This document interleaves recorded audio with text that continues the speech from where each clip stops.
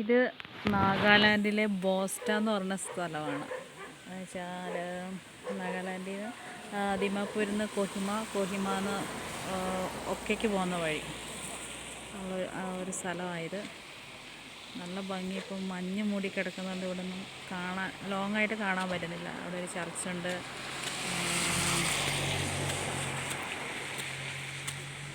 സ്കൂളുണ്ട്.